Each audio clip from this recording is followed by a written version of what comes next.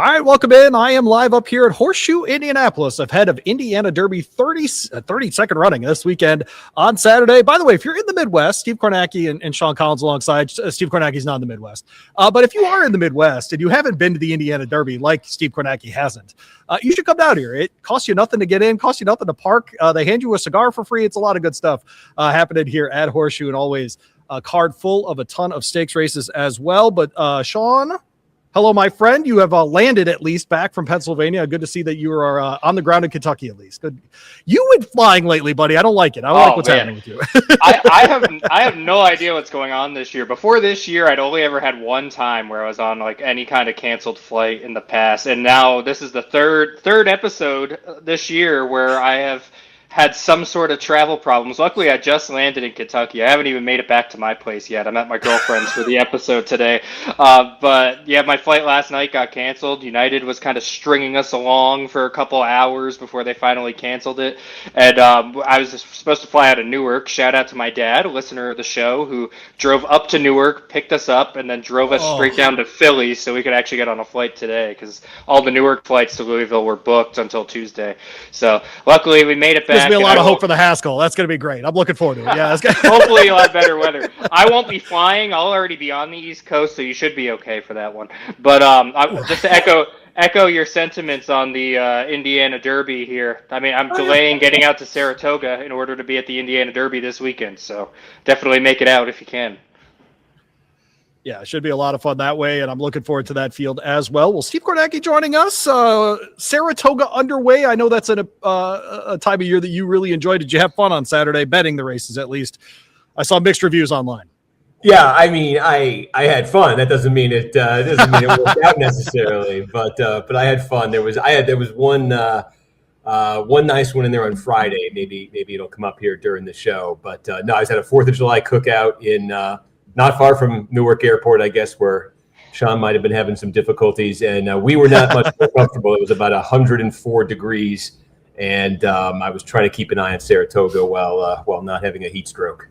There you go. Well, Steve Kornacki alongside for his annual visit for our mid-season Eclipse Awards. We will get to those in the next segment, but of course, got to recap the races from the weekend. Our weekend recap with our friend Alex Smallwood at Christie's Bluegrass, here in the Commonwealth, helping you out with all of your real estate needs in central Kentucky. A set of grade ones, a pair of them at Saratoga over the weekend, Sean, and we get winners that apparently the betting public did not have here. Certainly the Belmont Oaks with Kensington Lane pays a healthy price to win here at $48. Sort of a surprising number, but frankly, we were joking on one of the group chats that I'm in. I'm sure all of us are in these with our betting friends. The Joel Rosario ride happened in this one, Sean, but I thought she was a very worthy winner of this race, and frankly, probably pretty repeatable performance. Yeah, what was with all the British success on the 4th of July on the 250th anniversary? What was all that about this weekend? So but yeah, it was a good performance by the Euros that were shipping in here for the weekend, as you said. Joel getting the victory there. At least the sire's name, Star Spangled Banner. At least we got that in for the 4th of July. But yeah, a very nice performance from her. She's been facing some good company over there in Europe, and to see that carry over here to the United States. Maybe we're going to talk about the mid-season awards here. Maybe gives us an idea as far. I know it's just the 3-year-olds, but gives us an idea of how the Europeans are going to stack up against the American runners as we get toward the Breeders' Cup here. I think that's a totally fair take. And Steve, in the other grade one, we saw Title Roll. Speaking of the British, John Velasquez got the mount there. The other, if you will, in the European shippers alongside Pacific Avenue. What did you make of his run here, and how disappointing was Pacific Avenue showing here? Yeah, I mean, I guess at the very end, he was slow starting and had that sort of look like by the end had that typical European, kick just too late. Maybe if it going longer. Obviously Title Roll, gutty win to hold on. I thought West End Kid, the second place horse by, this much, actually, I think covered a little bit more ground, had a little bit worse of a trip there, and just super impressive in defeat. So almost an American win, over the Brits there, and under slightly different circumstances, I think would have been. An interesting set of shippers there, and as Sean mentioned, may see one of those names or both in our midseason Eclipse Awards here. Phileas Fogg, though, gets the win in the Grade 2 Suburban, Sean, and he does it in a way that's a little different than we've seen him do it before, but he goes back-to-back in this race. At the end of the day, I'm in no position to put down any of the wins in the handicap division at this point in the year. How good is Phileas Fogg? Is he a Breeders' Cup Classic kind of contender to you? Was there anyone in this race you were disappointed in, etc.? Well, I want to give a quick shout out to Hit Show. I was happy to see him bounce back and run so well to get up there and get the second place effort. Phileas Fogg, he's an interesting case to kind of figure out, because we saw him win the Suburban here, and then when he jumped in against a tougher company later on, the Jockey Club Gold Cup, obviously there was the whole thing with the riders falling off of horses or riding two horses at the same time at the start of that race, which he played a role in. But he didn't run that as well in the Jockey Club Gold Cup against that top of the line competition. And then it took his couple stakes races after that. He wasn't getting back in the winner's circle, but now he's put two wins back together. I'm interested to hear your guys' thoughts, because I was on vacation this weekend, so I didn't get to watch all the races from Saratoga, but the dirt races that I did watch seemed to be that in the front, on the inside, that speed was really carrying. Based off of what I read on Twitter, it was the same kind of thing, so I'm interested to hear your thoughts on that. We even saw morning line maker David Aragona say something very similar to that early on Friday, Steve, as far as, boy, there seems to be a little bit of an inside track bias there, but bias or not, Phileas Fogg very much the best horse on Saturday, yeah? Yeah, no, and it was I was having a bit of deja vu to, I think it was the 4th of July last year when I basically watched him do, the same thing, go to the front on a pretty hot day and go all the way around, and said to myself afterward, I thought the track was carrying the speed a little bit, and I think we knew that from that short Belmont meet in June. You had that inside bias, you had that speed advantage. Hadn't been a lot of rain before this one, so I was kind of expecting something similar over the weekend, and I didn't hurt, put it that way. Sean, you mentioned Hit Show, another horse in here that I liked before the race, who I thought ran to the kind of form that I expected to see him, was Tistastic, who, we saw the Kentucky Derby, runs, because he had success at Kentucky Downs as a younger horse. They run him back on the turf, try to get those checks, and I'll never question a trainer trying to figure out what a 3-year-old is good at, especially when they can get the kind of checks that you can get at a Kentucky Downs. But I was excited to see him back on the dirt. They tried him in allowance company at Churchill. He went ahead and got that done. I'm fascinated to see him moving forward, Sean, but I think one to watch, frankly, in the handicap division as we move forward. Yeah, I really liked his allowance win at Churchill. I was there that day, and I thought him stretching back out in distance on the dirt, I thought was a fantastic thing for him, and he seemed to run to it, and to see him come back with a strong effort, kind of against that bias as well, having to close, and see him put up a strong third. I was very impressed with that. You remember, this horse won the Louisiana Derby last year and was a constant competitor on the Kentucky Derby trail, so if he can get to that top form and be running well, I think that is great news for them. Obviously, the connections are already in pretty good with Magnitude right now, so we'll see exactly what kind of route they take going forward. If maybe they split them up, if Magnitude's taking these grade 1s, if Tistastic's maybe, hitting some of those grade 2s, some of those maybe minor graded stakes races and picking off some of those, or maybe they'll run against each other. But I'm excited to see him take another shot at the top level if they go for it. And Antiquarian, I thought, ran pretty well given all the circumstances with his bad start and then being able to kind of make up some ground. I thought he ran well. So these top 4 horses, I feel like you probably could have came in thinking they maybe were the top 4 in this field. They ran like it, and I think all 4 of them, I don't know if they're necessarily at the level where they're going to compete with the Magnitudes, the White Abarios, the Sovereignties, and the Nisos and all them, but I think they're going to be a good solid group that's kind of in that right underneath, that B tier right underneath those guys. Fascinating stuff for sure. Steve, anything to add there? What kind of horse do you find Hit Show to be? Is he just kind of just the...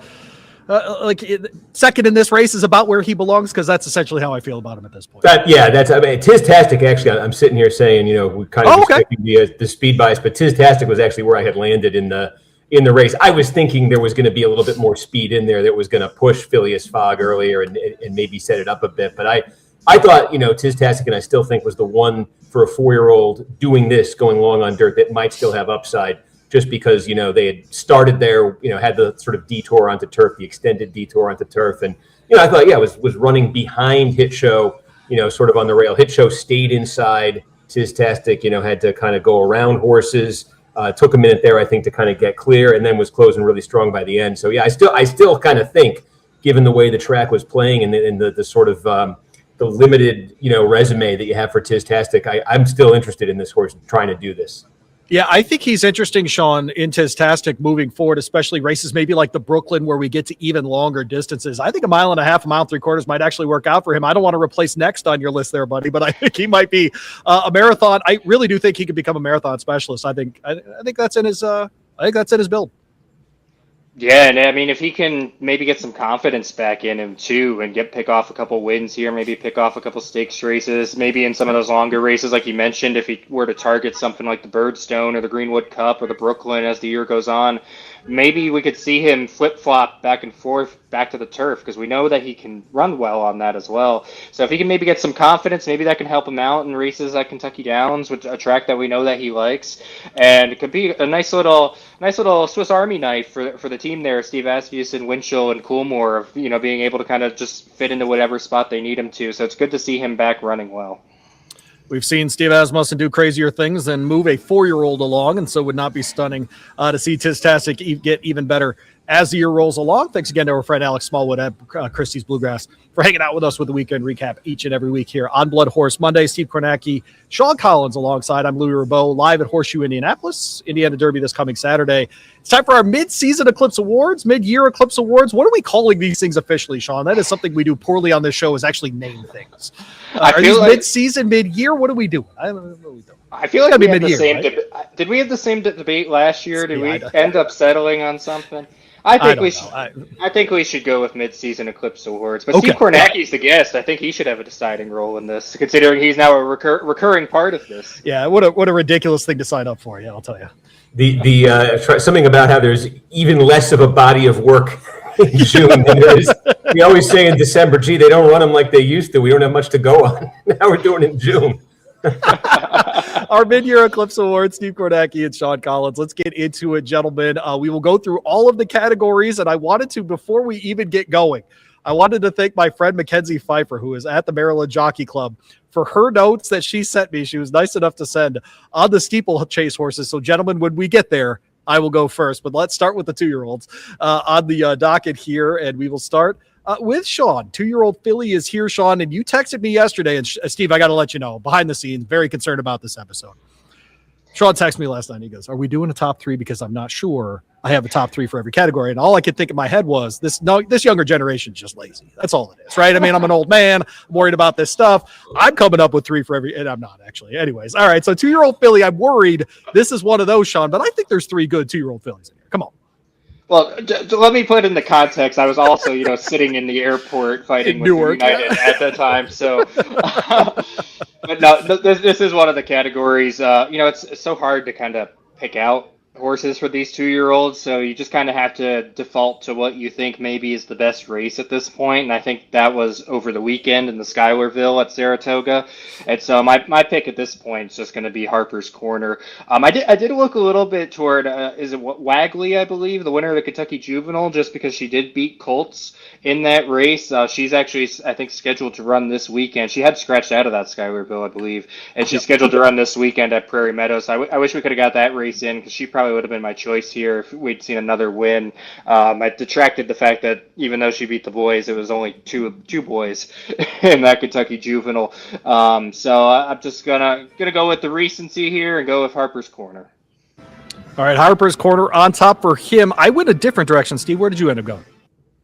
I would go with Harper's Corner too, for the reason Sean said, although I'm skeptical too, just given the way that track was playing. That was Paco was smart, just got the horse out there, and I think kind of rode, with the flow. The one I guess I would say more that I want to put on the ballot that I was kind of thinking of was Fanshell Beach.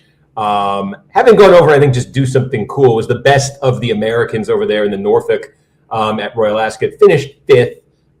Stayed on, I think, pretty well there in a field of, I think it was 23, something like that. And had run, it actually had beaten Booked in the first race, here in stateside. So I thought that combination, beating probably well, we'll get to it in a minute, maybe the best current 2-year-old colt here, and then going overseas and, faring respectably at Royal Ascot, I thought was worth a nod. I've got Wagley on top because she beat the boys. Sean, I think one of your earlier points is absolutely correct, and that's why I would have her on top. Another one that we haven't mentioned, and I think is part of a sneaky good year for a trainer that I think we're kind of underestimating, and I hope comes up later, is Pierrette. She won the debutante stakes here at the end of June, the closing weekend there at Churchill Downs. Jose Ortiz and Marcasio, the connections on this one. And I thought she looked very impressive. Also broke her maiden at Churchill at that high level. And so just kind of moving into these higher stages as she goes along. So I think Pierrette, absolutely part of the top 3 for me. What about a filly like Epic Rain? Yeah, second place finish. Last out, I'll be interested to watch her moving forward as we watch these epicenters get better and better. She was second in that debutante. I think she'll be interesting moving forward as well. But I would put Wagley on top here and then Pierrette, second in here. I would have Harper's Corner number 3 in my voting so far for the 2-year-old fillies. We move on to 2-year-old males, and we go to Steve Kornacki for this one. On this side, this one was much more difficult for me to come up with candidates. I thought on the filly side there were actually a lot of quality. Where'd you land on the colt side, though, Steve? I went with who I just mentioned, Booked, winning the Sanford, over the weekend. I don't know if he had to do a ton right there. You had that Doug O'Neill, California bred there, who was kind of sitting outside him, who had won by 18 lengths or something on debut, in a Calbred race. But I thought Booked winning the stake over the weekend. I thought again limited body of work here. I looked at Blessed Flyer too, who's won twice at long prices. I think in that race at Churchill, it's sort of the two up front kind of just dueled each other a bit into submission and set it up. And third there actually is He Is No Lie, who I gave third place to He Is No Lie, who was one of those two at Churchill who was kind of dueling and held on, nearly won the thing and got caught by Blessed Flyer. So I went Booked, Blessed Flyer, He Is No Lie. I have the same 3. I put Blessed Flyer on top just after having seen him in person at Churchill Downs at this point. But I think if you like Booked at this point, who does have a loss on his resume, I guess if we're picking nits, that's where I would go. But I have the same top 3. Sean, did you have anybody outside of those top 3? No, those I think were the 3 at this point. I have Booked on top. We've only had one graded stake for the 2-year-olds at this point. It was won by Booked, and he did so pretty impressively. I think last year I ended up sticking with Romeo with the Bashford Manor win, even after the Sanford, because he had done a little bit more. But I just thought Booked looked pretty impressive and looked like a horse that still has room to improve, winning the Sanford. And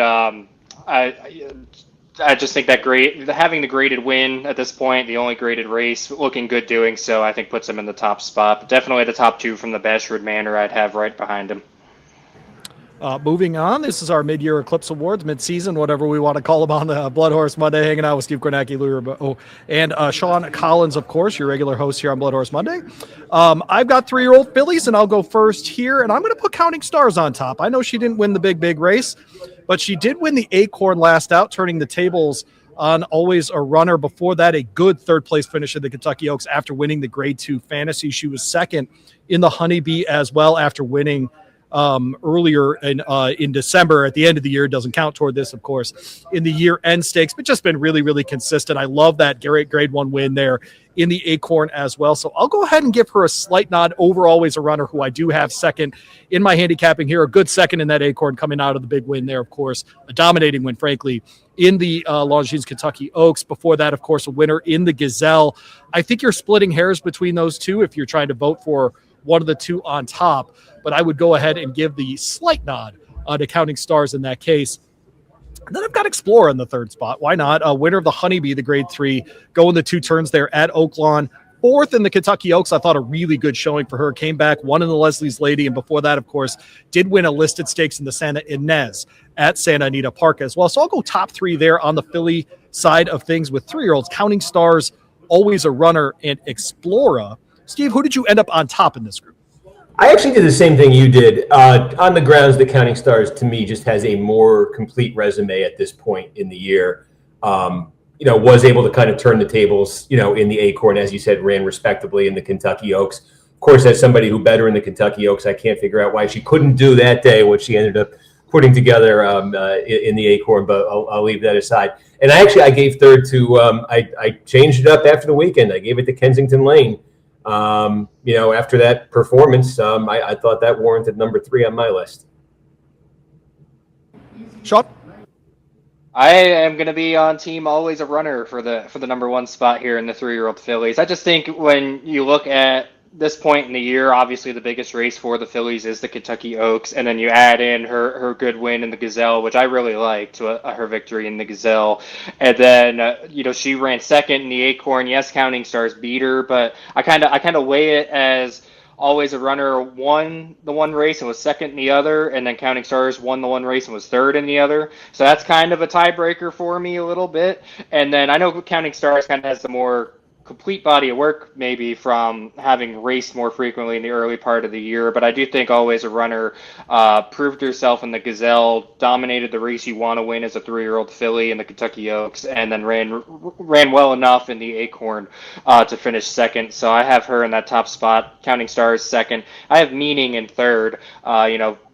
Doing very well out there in California, and then coming over, running a good second in the Kentucky Oaks, third in the Acorn. I'm not going to argue you guys having Explorer in there, Louie.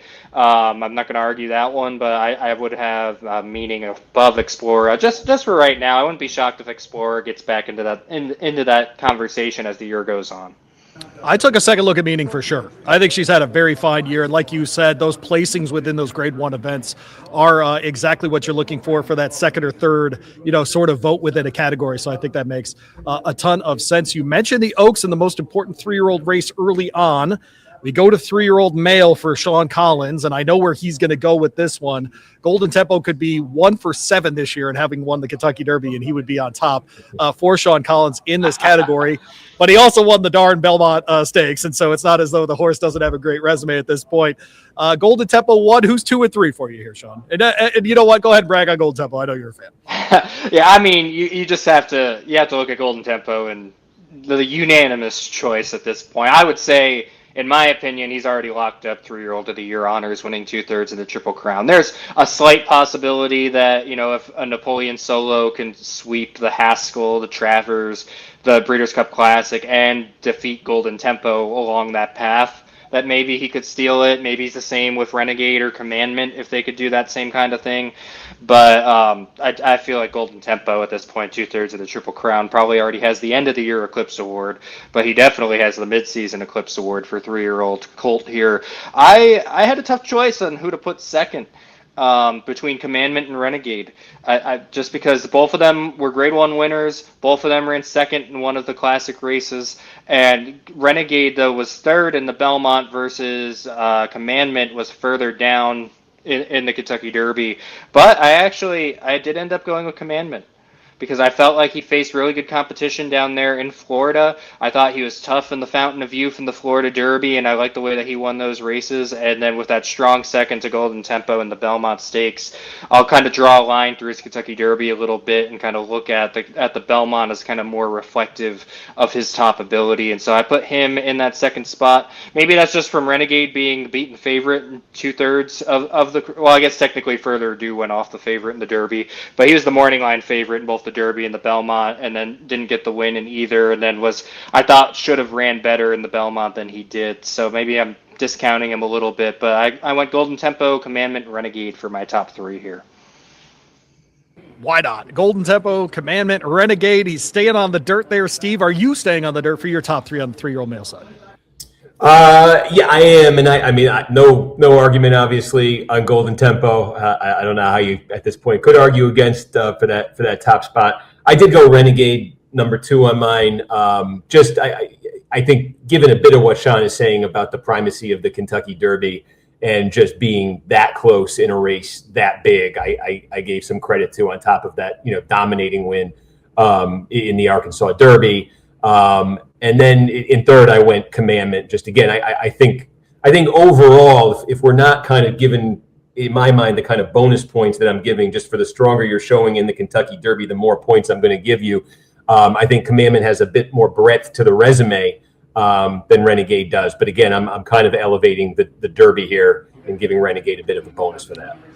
Man, oh man. All right. So Napoleon Solo makes no one's top 3, and that includes me, by the way, which is pretty incredible to say. I've got Stark Contrast second. And I think the win in the American Turf is probably the best I've seen a 3-year-old perform this year. He made his own trip. He beat a very good field. I'll hold him up as the best 3-year-old certainly on the grass right now. And so I'll put him in the second spot based on that performance at Churchill Downs. I would have loved to see him in the Belmont Derby this last weekend just to back that up and see where he's at against those kinds of horses. But I've seen enough, at least at this point in the year, to put him there. I went with a different dirt horse third. I went with Further Ado, and he's a grade 1 winner. And then he won the Matt Winn, the grade 3 after the Derby. So he's already won one of the summer derbies. So to me, give me the winners here. Give me the horses that finish on top rather than the ones that are in secondary and third and tertiary kind of placings. So give me Further Ado as my third horse. But I'll definitely have Golden Tempo on top. You cannot argue a Derby and a Belmont. He backed up that Belmont in a way that I simply did not expect him to do. Just absolutely dominated that field. Showed that he's very much at the top of that 2-turn dirt division for the 3-year-olds. We move on to female sprinter, Steve. No one's ever confused you as a female sprinter, but we'll try anyway. What do you... Man, I would be a terrible sprinter. That's all I know. I ran cross country, Steve. I would be a terrible sprinter. I'm more of a next type than I am a She's So Spicy type, something like that. But we get into the female sprinters here in the midseason awards. This one was very fun. I was surprised at how much I went back and forth on the top spot. Did you have much of a debate for you? I did, yeah. Cross country was my sport too, but I think they called me a plotter, so it was. This one was hard because I found myself kind of juggling between how I would assess the horses myself versus what they've actually achieved, and I think it's the sort of thing where if I were doing sort of like power rankings, it would be different than the vote here for the mid-season Eclipse Awards. And so just looking at what they've actually achieved, I was kind of looking at the 2 grade 1 winners here, and you've got Eclatant and you've got Our Disaster, and they did go head to head in the Madison, and Eclatant won that. So I'm going to give the nod to Eclatant as number 1 here. And then Our Disaster, this is where it gets a little interesting. Then you got Our Disaster, and now I think it opens up a little bit. And the horse that I actually kind of like the best is Grand Job. And Grand Job is 2 noses away from being 3 for 3 in graded stakes and just misses to Eclatant and just misses to Ways and Means in the Bed of Roses. And so I am going to put Grand Job second, even though I would love to go first, and maybe by the end of the year you would go first. And then third, I will give Our Disaster third, even though I think like a horse like Ways and Means is probably in my mind better than Our Disaster. They went head to head. Our Disaster won. Our Disaster got the grade 1. So I go Eclatant, Grand Job, Our Disaster. That's my top 3. All right, you and I are very much the same top 2 here. I've got Eclatant, then Our Disaster. And for the reason you said, when they faced each other, Eclatant won that race at Keeneland. That's good enough for me for this conversation. I do have Ways and Means third. She wins her grade 2 there in the Bed of Roses. Before that, on essentially an 11-month layoff, shows up in that distaff and runs a very, very good second. Almost kind of reminded me of Nisos in the Churchill Downs last year. So I'm hopeful that Ways and Means will get back to that. I think this division is setting up, Sean, to be one to absolutely watch by the time we get to Breeders' Cup Filly Mare Sprint time of season. Top 3 for you. Did you land on some of the same fillies and mares here? Yes, I did. The 4 that we're talking about are the 4 I was decided between 2, and I definitely agree. This is going to be a really exciting division as the year goes on. Maybe we can get a couple other horses to jump into this division as well. I believe Kilwin is supposed to be coming back soon. I just saw that the other day, and so maybe we could get her back in the mix and get some of these other fillies and mares in there too. But I mean, between these 4, it's an interesting, kind of circle of parity, because you had, Eclatant just barely nosed out Grand Job, who beat Our Disaster, and then Our Disaster beats Ways and Means, but then Ways and Means beats Grand Job by a nose, and the only one who's on top of all of that in the circle of parity is Eclatant, and then she comes and backs that up with a strong win in the Chicago Stakes. So I got to put her in the number 1 spot for sure. It's really hard to decide who gets second and third. I ended up landing on Our Disaster second just because she did end up getting that grade 1 win and defeated Ways and Means, who then comes back and beats Grand Job in the next race. And so that's the way I ranked them, was Eclatant, Our Disaster, Ways and Means, and then I'll give Grand Job the honorary mention of 4th place here, even though we're only doing a top 3 three, because I think those four are setting up to make it a really interesting division. I'm glad the audience is getting an idea of what it's like to work with Sean Collins, who before the show started told me he didn't have enough horses for most of these categories, and then he brings 4 to this one. I want everyone to hear what's going on here. It's a nice I was making up for the lack of scenes. horses of the 2-year-old fillies. Oh man, well, I get to go first on the male sprinter side of things here, and I get to give out a Steve Kornacki horse as my number 1, and his name is T.O. Elvis. And in a year where a lot of horses have won one of these kinds of races, he's won the most important one in my mind, and he's won it in a way that was, oh my goodness, great. And he did that at Churchill Downs, in the Churchill Downs. And I think it was, Steve, one of those, you gave this guy out and you got CAW'd on this thing because I think he was 10-1 and then he was 5-1. But, one of those horses, I think it's the kind of performance when we're doing a mid-season thing that you look back and you're like, okay, if I'm going on numbers, we've got a bunch of them that line up at the same level. But if we're going on best performance, I think T.O. Elvis had that. It was on Derby Day. It was at Churchill Downs. And I think that performance is my favorite of the sprinters that have gone this year. I put Kornacki in second. Here, he did win the San Carlos, the grade 3 event in March out at Santa Anita Park. He won an allowance before that, but we won't worry about that. Then he came back and won the Aristides after running 5th in the Churchill Downs. So those pair of grade 3s, one in California, one in Kentucky, will give me Kornacki in the second spot. And then he's 1 win away at Aqueduct from being in the second spot, but I expect him to win a bunch more at Saratoga this summer. Name is Bookham Dano. I put him 3rd, coming off of a win. When did he win? The True North? I'm trying to remember. Yeah, the True North. Right. And so those will be my top 3 here, Steve. I picked your T.O. Elvis on top here, Kornacki and Bookham Dano there. Anybody different for you in the top 3 male sprinter? I'm just surprised you couldn't resist on Reef Runner. Wasn't that your Jaipur pick? I do love Reef Runner. That's fair. And he probably should be 3rd for me in this group. You're right. I look at the memory on Steve Kornacki, by the way. Bobby Holt shows up and he remembers everything. I'll tell you. Why? Because I remember the end of the race saying, "Why did I listen to Louie?" Look, I same thing. T.O. Elvis, I think, was the clear number 1 for all the reasons that you said. It was 30-1 morning line, 12-1 gate, 5-1. That's the other thing I remember. From that race, that decline. I put Bookham Dano number 2 on this just because the fact that he went and he beat the reigning Breeders' Cup Sprint, champion. The matchup everybody had wanted to see last year, they finally got it, and he pulled that off. And again, he did it. I also, think we were talking about this, the way the Saratoga track has been playing. Ben Tornado got to the front in that race. And I remember I'd been on with you, in the preview saying I thought that would kind of make the difference for Ben Tornado. So to a degree, I think, there was a little bit more difficulty in what Bookham Dano, managed to pull off there. And third, I don't know, maybe I gave it to Englishman. Oh, okay. That performance again in that Wood Stevens was just so dazzling. I know, faltered late in the Pat Day mile. It's a mile, going 7 furlongs, just top notch. I think if you had Englishman like 3rd in your 3-year-old rankings based on that performance, I wouldn't have been mad. Honestly, I'm with you. Sean, how about you, buddy? Well, T.O. Elvis is getting a lot of love here. I have him 3rd. Which is surprising considering I'm the one that spent a lot of time with the Japanese horses. I was going to say, he probably knows you. Yeah, right. Exactly. But, I have him 3rd. It was hard for me to put him higher off of one race. And the field that he beat was missing Bookham Dano. It was missing Ben Tornado. And so I would have liked to, he probably would have been my number 1 if those two were in there. Bookham Dano defeating Ben Tornado in the True North. I couldn't put him in the number 1 spot off of just that one win when he did lose the Carter. So I have him at number 2. And my number 1 for the sprinters is Reef Runner.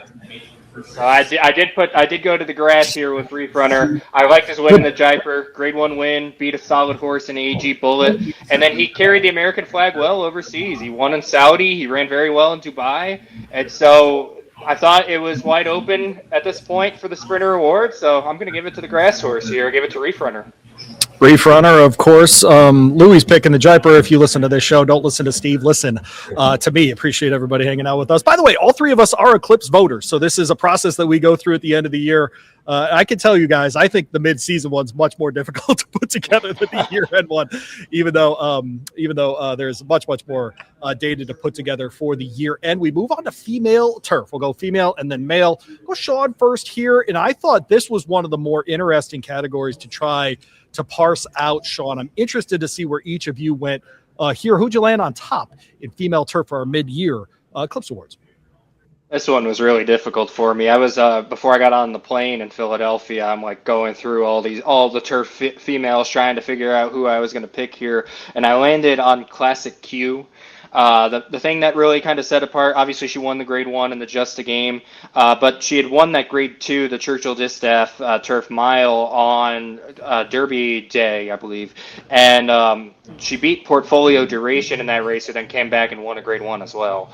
And so I'm going to give her the kind of class edge here. We haven't really seen that filly on the turf that's kind of separated herself, I feel like, at this point in the year, and so I gave her the class edge there. Gave her the number 1 spot. Gave some respect to Thought Process out there, getting a couple graded wins. Grade 1 win out there in California. I had her at number 2, and then Expensive Queen off her Jenny Wiley win I had in the 3rd spot. Yeah, I think Expensive Queen is one of those that if you like that Jenny Wiley, you would definitely have her in your top 3. Steve, where'd you end up? Yeah, I mean, pretty much the same thing here. I went Classic Q, just running in 3 graded stakes, has the grade 1 win. Just I think it's at this point in the season, it's the most complete. I went Expensive Queen in that 2nd spot, with the 3 for 3 and winning the getting the dead heat, in the Jenny Wiley. And I thought Thought Process winning the grade 1 and the grade 2 out west, so it's a little bit. Not quite sure how that's going to fully stack up, but again, I think just based on achievement right now. But this is one where I just the thought that kept on coming back to me looking over him was like, there's a lot of to be continued, in this one. A horse like Lush Lips. Let's see. There's already a what might have happened. Let's see what could happen.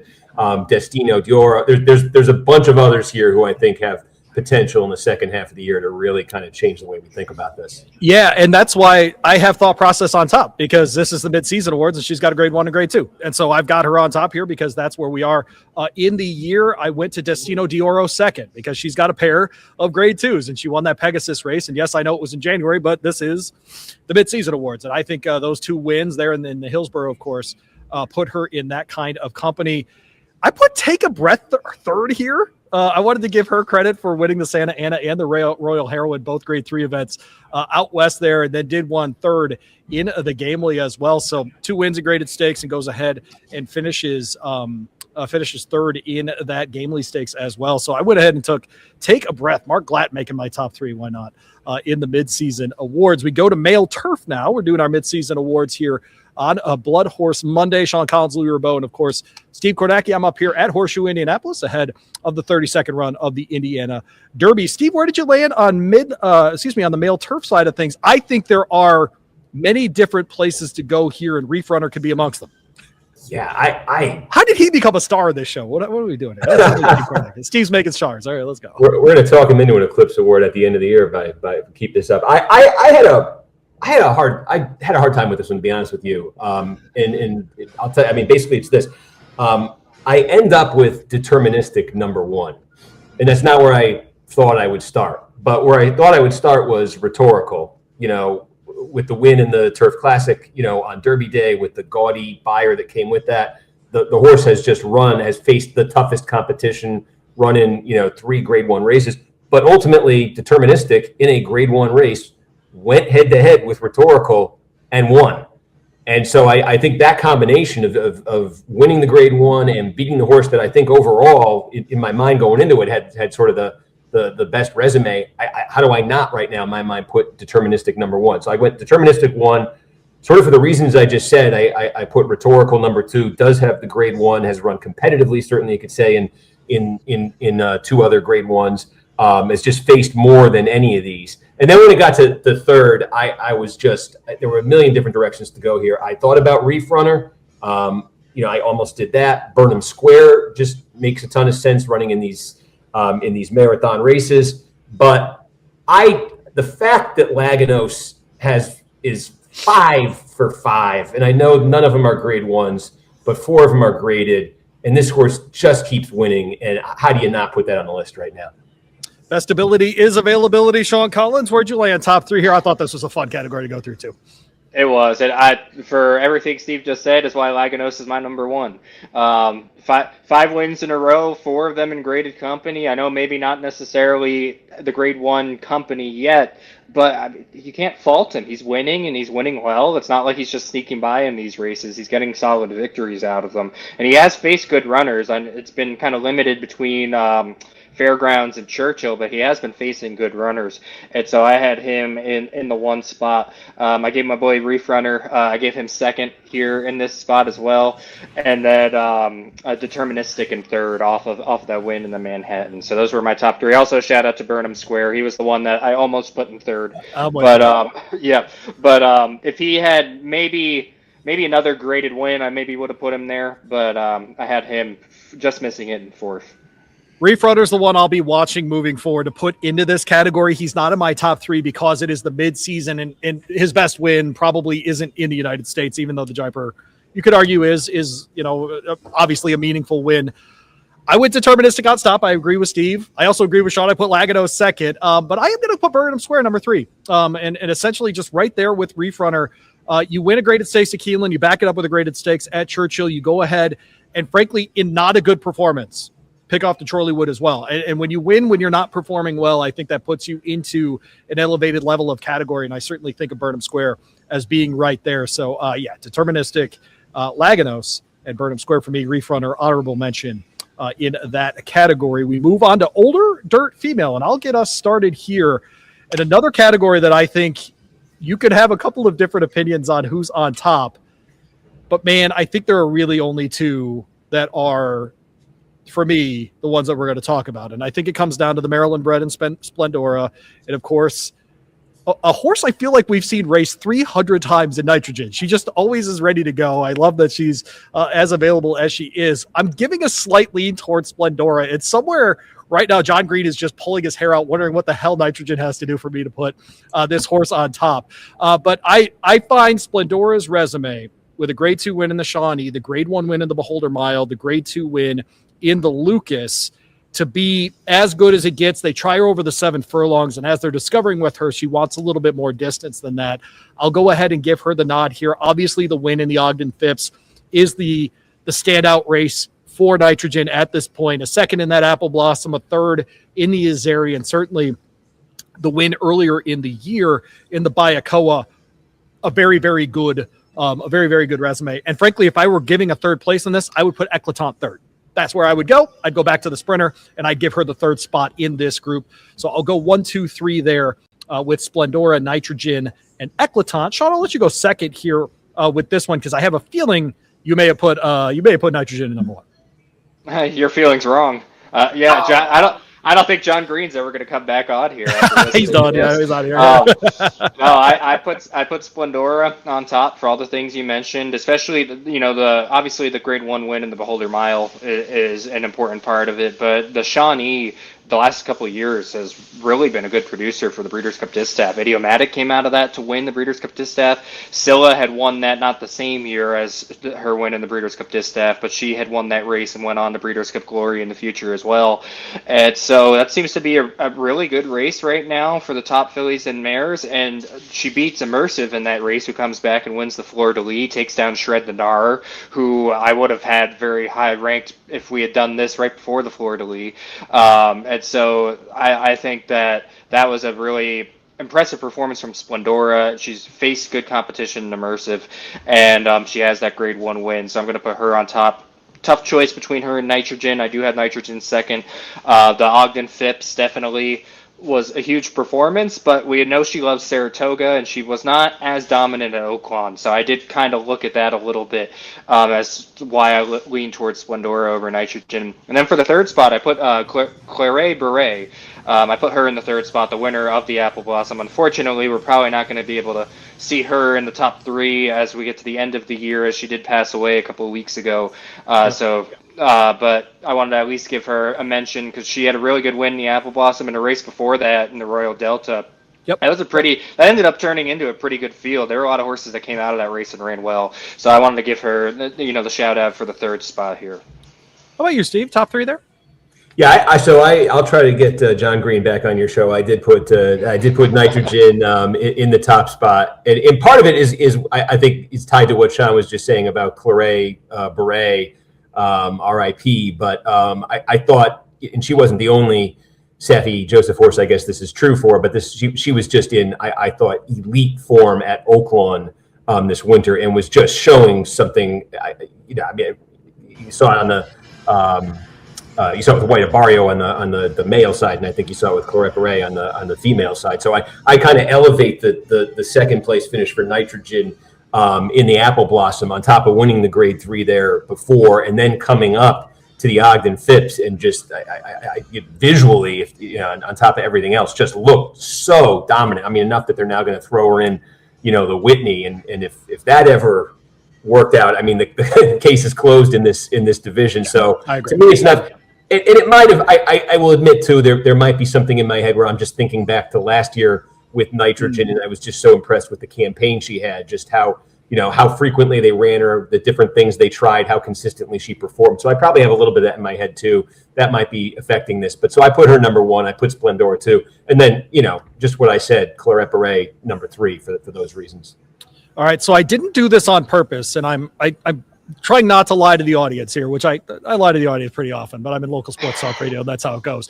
But this next category is older dirt male, and Sean is going to go first. And I want to tell people that this just randomly happened. I literally just went to my email from the turf writers from previous years of the voting order for the Eclipse Awards. And I didn't set it up on purpose that Sean would have to leave Sovereignty outside of his top 3 for older dirt male. But we're going to find out if Sean's a man. Did he leave Sovereignty outside of his top 3? We find out next. Well, obviously, the number 1 spot for older dirt male, I do indeed have Sovereignty. I'm just kidding. I know, great. It hurts me to leave him off, but I mean, 0 for 2. He hasn't won a race this year. I may be high. He's got plenty of time to move back into the top 3 in plenty of races for sure. We're probably losing my mom's listenership here by me not including him. We lost John Green and Sean's mom in the same episode. I know we're losing everybody on this episode here, but no, I mean. Coming out of the Stephen Foster, you can't not have Magnitude in the number 1 spot here. I think that was pretty much a done deal. Louie, you and I mentioned it on the show last week that we gave the spoiler. He was going to be our pick probably for this number 1 spot in this division after coming out of that win in the Stephen Foster, having the Dubai World Cup on top of that over Forever Young. He's just beat the best competition at this point in the year. He's taken his game overseas. He's come back and he beat the best horses in the division over here as well.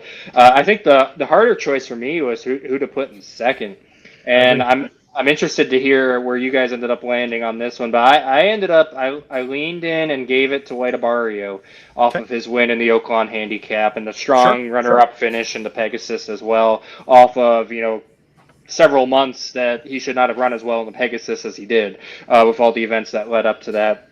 And I know it was probably between him and Nisos for that second spot. Louie knows, I don't know if Steve saw the episode where I went on my rant about how I'm not a big fan of the Met Mile. But I'm not a big fan of the Met Mile. Very popular take, by the way. Hugely popular take from Sean Collins, yes. Definitely. Oh, the Met Mile bum race, yes, right. Yes. But and that's not to take away from Nisos. He obviously won it impressively, but I haven't seen him face, obviously the older dirt male you think of as the classic division. I haven't seen him face the best of the classic division at those distances yet. Yes, White Abario beat Journalism and Nisos beat Journalism, so there's a common defeat there, but I'm going to give the slight edge of White Abario beating Sovereignty that Nisos has not defeated yet. And so would I be shocked if Nisos moves up the list as we move into the Whitney and on past that? No, but right now I have White Abario second, Nisos in third.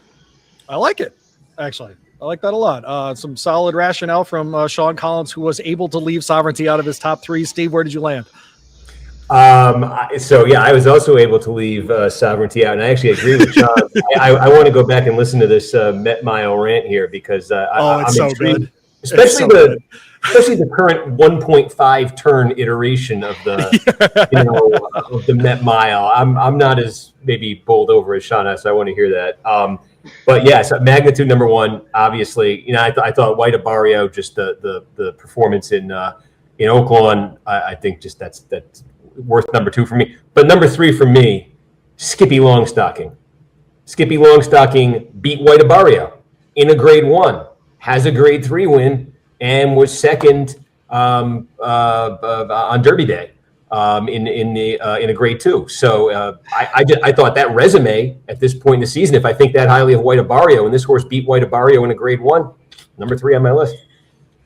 Steve totally stole my thunder because I've got Skippy third in my handicapping. No, it's all right. I went magnitude, I went Nisos, and I went Skippy. And frankly, now that I'm thinking about it, I probably should have Skippy ahead of Nisos. Nisos has the one win that, in the Met Mile. And as I learned from Sean, it's not a good race. And so, maybe I should move Skippy up. As you mentioned, Grade 1 win, Grade 3 win in the Essex Handicap. And then he shows up in the alley. Sheba runs his eyeballs out for a second place finish there at Churchill Downs. 3 different tracks, 3 different really good showings. I definitely have Skippy in the top 3. I think it's not even a question at this point that he's amongst those. And so, I mean, I'll be interested to see where the trainer talk goes later, but between White Barrio and Skippy, that's about as good an older division training job as we've seen from a single trainer in a long time between those two guys. So, Safi, we'll see if we hear his name when we get to trainer. Moving on, though, with our midseason Eclipse Awards, we get into the people part of this and get to jockey first. Of course, hanging out with Steve Kornacki from NBC Sports. Sean Collins, Louie, Rabaut, your usual host here on BloodHorse Monday. Thanks for hanging out with us. I'm up here at Horseshoe Indianapolis ahead of the 32nd running of the Grade 3 Indiana Derby. Top jockey, Steve, we go to you first. I think it's largely a consensus that Jose Ortiz is having one of those years, but other guys have better overall numbers if you wanted to dive into those. Yeah, but no one else has the Oaks, has the Derby, has the Belmont, has this. I mean, the Stephen F. I mean, it's hands down. Jose Ortiz to me for the first half of the year, where it was a little, obviously a lot more interesting was to look underneath that. I went to his brother, Irad, number 2, just on top of, he would currently have, he'd currently be the earnings leader.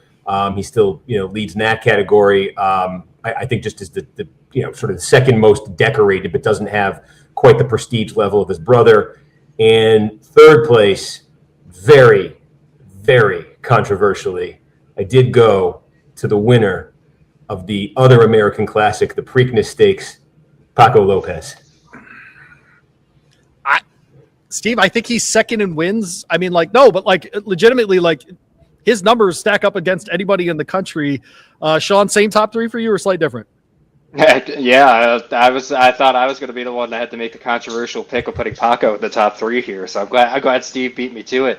But I mean, the guy's just a win machine, and then you throw in the Preakness on top of it, and you got to have him in there. So I have him third. Obviously, Jose Ortiz, sensational year. Derby, Oaks, Belmont, Stephen Foster, Dubai World Cup. Not to mention all the other races he's won. And Louie, you made the comment when we were talking about this last week. Thinking back to Brian Hernandez being in the same role, and I mentioned the difference is we can expect Jose is going to be toward the top of the rankings when it comes to wins and earnings at the end of the year. And right now he's only I think he's only 20 wins behind Irad overall, and 26 off of the number 1, who we'll mention in a little bit here in the Apprentice Award. I'm sure. But I just think he's obviously, we know he's going to win a lot more top races this year. He's got Magnitude, he's got Nitrogen, he's got Golden Tempo. So he's got 3 of the top horses in some of the major divisions here. And so I think you got to look at Jose as the number 1.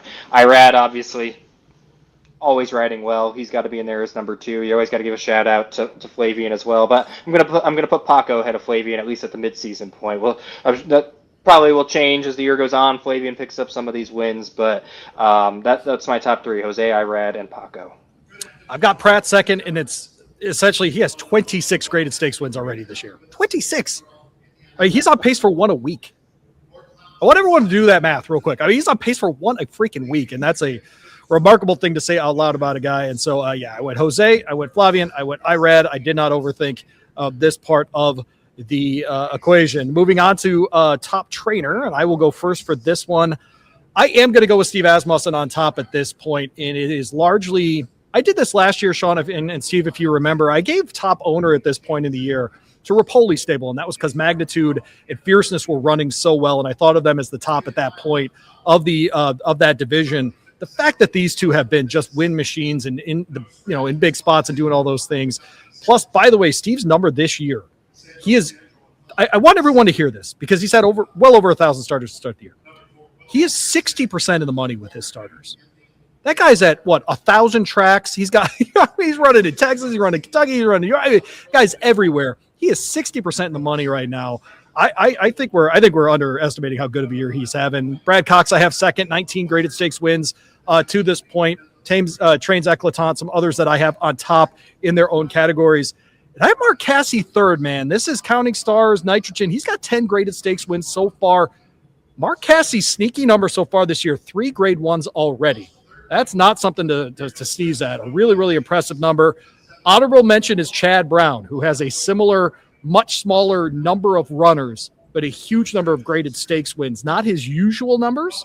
I voted for him several times at the year-end Eclipse Awards based on his performances in these graded stakes. But I'll go top 3 there. I'll go Asmussen, I'll go Cox, and I'll go Cassie on top here. Steve, where did you land with the trainers?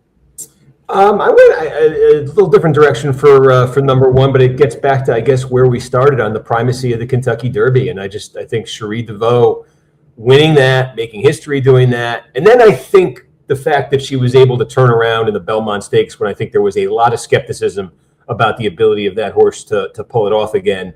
I know some folks say that wouldn't have happened if the skies didn't open 15 minutes before the race, but they did. It happened. So she won 2 of the 3 American Classics. I wish the horse had been there in the third one. I usually take that out on owners, not trainers.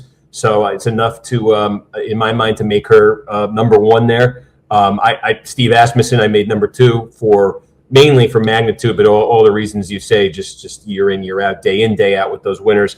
I gave Cassie number 3. I thought about going Chad Summers with the Preakness win to give him a little bit of credit, but I think Cassie has had the graded success, the sustained graded success across categories that I think warrants number 3.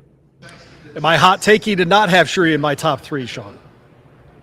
No, because I didn't have her either. I was looking at this more, on the numbers side of things. I obviously would not be opposed to putting Cherie in the top 3 at all because she's had a sensational year. But I landed with it was tough for me between Brad and Steve in that number 1 spot. The difference for me was to put Brad actually in the number 1 spot was that he had 19 graded stakes wins with 14 different horses. So I think that's wow. Yeah. Wow. Yep. And he's also, on the top of the standings as well. And so I wanted to put him in that number 1 spot. Steve a very close second. I had Mark Cassie in that 3rd spot as well. I think he's having a pretty good year as well. Good. I'm glad he's getting the recognition. That's good. No, I think he's having a tremendous year.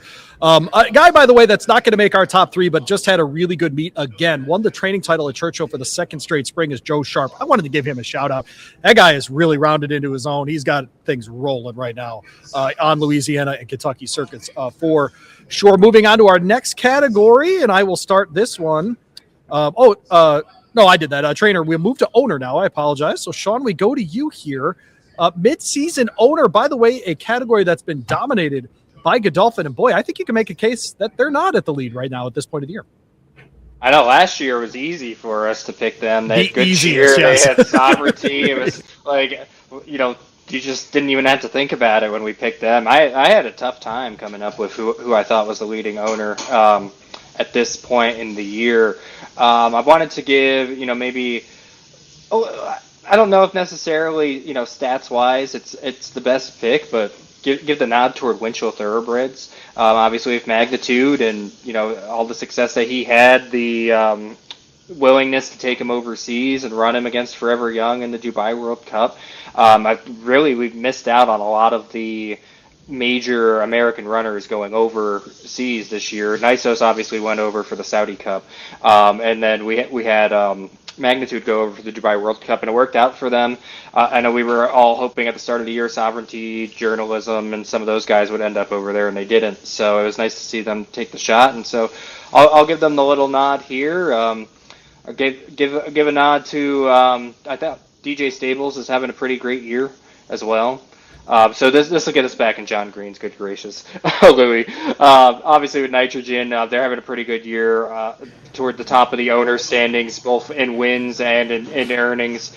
So I thought I'd give them a little bit of a nod, and then I wanted to give a nod to Phipps Stable and St. Elias Stable, maybe more so in the breeders category, which we'll talk about next, I'm assuming. But I wanted to give them a shout out as well. I know Steve mentioned maybe knocking the owners sometimes when they don't go on to the Preakness, but I still kind of wanted to have them included in here, having Golden Tempo. So I kind of went that route more at this point rather than pure stats. So it's interesting, Sean, you went that direction because I went to St. Elias on top here because they have both Golden Tempo and Deterministic, and I have both of those as my top in their category. So I'll go ahead and give them the midseason award. At this point, I went to Klarovich after that. They've got emerging market, portfolio duration, and ways and means in their group right now. And I think all three of those are absolute midseason stars. Then I went to Godolphin third, and it's not their usual numbers, but 6 graded stakes wins nonetheless to this point in the year. So I'll go with those top three here. Steve, where'd you land in the ownership category here? Yeah, I went Winchell number one with Magnitude. I went Klarovich number two, for the reason you say. And I mentioned this before. I use sometimes the ownership category. I try to reward or maybe punish decisions that I think. I think this is where you got to think about kind of the political Steve Kornacki coming out in horse racing. I'll tell you, that's what this I want nothing to do in this category with an owner that would skip the Preakness. So they're out. And I like an owner, DJ Stable, that's doing something that I think is great for the sport, and that is going in, taking a horse like Nitrogen and saying, you know what, we're going to take a shot at the Whitney against the boys. I think that creates an incredible story for the sport. I think that creates interest. I think that's sporting. I think that's the definition of what a good owner should be. Top breeder up next for us, and Steve Kornacki is going to go first. You heard Sean mention maybe the St. Elias folks there and the Phipps Stable, of course, with Golden Tempo. Where'd you land with the top breeder? Yeah, now I don't take it out on them. So now I'm fine. I'm fine rewarding them. I'm fine rewarding them for Golden Tempo. I'm fine, rewarding them, I think, for a broader body of work. So that is number one for me. Number two is just the machine that is Godolphin. And then number three, I had to do a little bit of research, and I'm going with Ron Stalick, the breeder of Magnitude. Oh, there you go. I like that a lot, actually. A couple years ago, I gave Sean, was it Nest that ran second in the Belmont as a filly? Yeah, the filly. Yep. Yeah. So she was bred by the same breeder as the winner. So the breeder had the first place and the second place finisher in the Belmont. I just gave him third spot in the breeding awards at the end of the year. It's a cool thing on that end. Where'd you land, Sean? I landed Godolphin on top here just based on numbers. Well, I'm going to go with St. Elias and Phipps Stable in the number one spot. Just, Golden Tempo pulling off a Kentucky Derby and Belmont feat. And, doing that the first year that they were partnered together too, I think is definitely, a big accomplishment there. Godolphin, obviously, you always have to look toward them. We mentioned DJ Stable in the ownership. Nitrogen's a homebred for them, so you got to look at them. And I thought the same way as Steve as far as kind of picking the third spot as looking at an individual horse. That's kind of, maybe putting some people in the spotlight. And so I ended up not on Magnitude, but on Skippy Longstocking's breeders, Brushy Hill, just because of the success that he's had, the longevity that he's had, to then come out after all these years of picking off these grade 2s and grade 3s and winning the Pegasus and finally getting that grade 1 win. Give a little shout out to those breeders there, Brushy Hill in these midseason awards. I'm going first in the next two categories, but Apprentice Jock, I think, is a pretty easy one. Yeds at Hazelwood just dropped the bug about 8 days ago, but is one of the leading riders in North America as far as wins, and so I will put him on top of those standings. In a place like Maryland that always puts up great Apprentice Jocks is doing it again, and I think that Jose Vargas is one to watch in this case. Has a ton of good runs this year, has already had 275 starts with 52 wins this year. So I will put Jose Vargas in the second spot. And after scolding Sean for not having a third, I have no third Apprentice Jock for this category. Sean, who is your third Apprentice Jock? Actually, I didn't have a second or third. I'll be honest. This was one of the categories I didn't get a chance to look into much with the vacation and all the travel issues that I had. So obviously I He gets a Hazelwood. He's a name that we all know as an apprentice. Clicked on the jockey standings as I was looking into this, saw him as an apprentice in the number one spot for wins for the year. So he's the clear number one to me. And I just apologize to any apprentice jockey that's watching this out there. I will definitely, by the time we get to the Eclipse Awards, have looked more get in the comments and get after Sean. Okay, Steve, who else you got after Judson? So I wrote down Hazelwood number 1, number 2, number 3. Listen to Louie and Sean. That's what Jose Vargas is for. There we go. Oh, that's the good stuff. They need to put apprentice rankings on Equibase, make it easier for us to look at, and the breeder rankings too. They need to put those on Equibase, make it easier for us to find. We get the list at the. For those that don't know, we get the little printouts at the end of the year of all the stats, and they include the apprentices and the breeders. We need that here for the mid seasons as well, so we can kind of start comparing some of these. If you go to bloodhorse.com, you can find the breeder rankings right there. Well, there you go. I guess I should have looked at my own website. You can also sign up for the daily at the top of the homepage. Moving on to we got to do Steeplechase first before we get to that point. And I wanted to thank my friend Mackenzie Pfeiffer there in Maryland. And I think at this point, gentlemen, this is the easiest category we have. Zabeel Champion will be your Steeplechase winner. Won the grade 1 Iroquois, won a grade 2 in Virginia as well. I think all of his best form has probably happened for the year. And my prediction is we actually won't see him win the year-end Steeplechase Award, but I will go ahead and say he is number 1 here. Newest grade 1 winner, though, is McTighe, who won 2 years away, but came back in the Leo O'Brien, won the grade 1 there. Interested to see what he does the rest of the year, so I will go with those as the top 2 in Steeplechase. Do either of you have something to add to Steeplechase? I had looked into this one, so I did have Zabeel Champion as my pick here. Iroquois, I always look at the Iroquois winner, especially at the mid-season point. That's the big race that they've had, to my understanding, for Steeplechase at this point in the year. And on top of that, not only did he win that, but he's also a grade 2 winner in addition to that. So he's my number 1. Shout out to Jimmy P winning the Steeplechase during Belmont Week. So he would be my number 2. But yeah, I would have Zabeel Champion in that number 1 spot. All right, Horse of the Year is the last category here. I'm a magnitude guy at this point. Steve, are you a magnitude person? Yes. Okay, Sean, are you a magnitude person? Yes. Okay, let's do this instead. Let's put him first, and instead of ranking the others, give me the list of horses that could pass him by the end of the year. I think there are 2 very obvious ones. If Golden Tempo keeps it rolling and picks off another, gets a Traverse out of this, or maybe, they ship him and he wins something else or a Breeders' Cup Classic or whatever, I think there's an obvious place where Golden Tempo becomes Horse of the Year. I think Nisos is the other one. And I don't know what that path looks like, but I think if he ever got into the same race as Magnitude and beat him straight up and continues on the path that I think he's capable of, I think he's the other one. I'll go with those as the top 3, most likely by the end of the year. But for right now, Steve, I've got Magnitude on top. Who are your other candidates to maybe pass him later? Yeah, no, I do too. Those are the other 2 obvious ones. The one that I just, Forever Young. Coming back, I think second race at Belmont. Good point, actually. Yeah, I think it's going to get. I always say I got to see 2 here, but I think we're going to get 2 here from Forever Young, and those 2 may be enough. And then the one that's just you never know is if White Abarrio, goes in with these guys and puts another 111 buyer up and finishes first. That's a heck of a resume too. Sean? I think it's really going to come down to the Breeders' Cup Classic this year because I think that division is just so good right now to where really, unless we get some random long shot that just kind of is in the Classic and ends up wins that, I think that we are going to see probably the Classic winner end up being Horse of the Year. But I think Golden Tempo obviously has a shot at it, being the Derby Belmont winner. If he can jump in and beat Older, I think he definitely would have a shot at it. I think Nitrogen, if she can beat the boys here in the Whitney, that launches her. Because first of all, not only would she be beating the boys, but she'd be beating all the top boys too. So I think that launches her into the position of possible Horse of the Year. You hear that, John Green? Yes. Listen to that, John. If you haven't turned us off already. But so I think that she could be in the running. I think Forever Young would, with a second race here in the U.S., could possibly win Horse of the Year if he sweeps both. He beats Magnitude this time around in those races.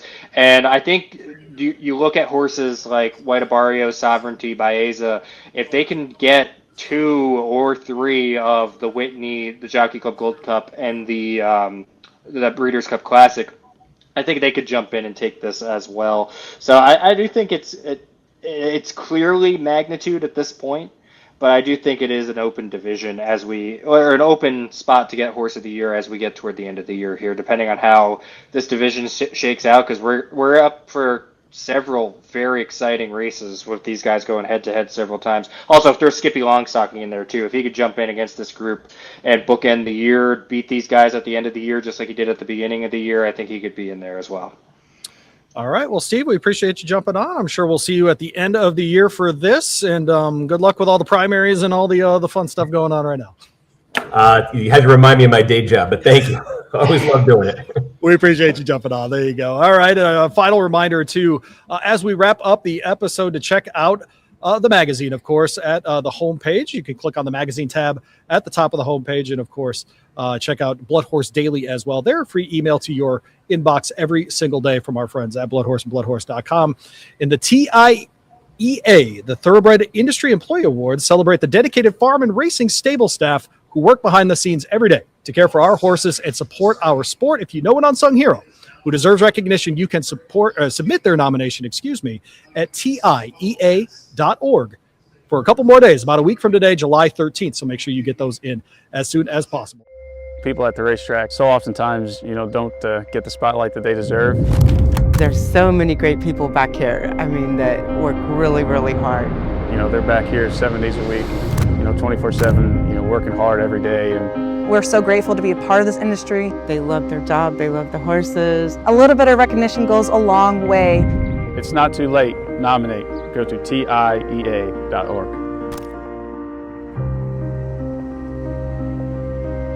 Well, for Sean, for Steve, I'm Louie. This has been BloodHorse Monday, and thanks for hanging out. The BloodHorse is dedicated to the improvement of thoroughbred breeding and racing for over 100 years. Don't forget to like, subscribe, and save BloodHorse Monday on all your platforms. For the latest news, analysis, and insights, visit us at bloodhorse.com. Thanks for listening, and we'll see you next week.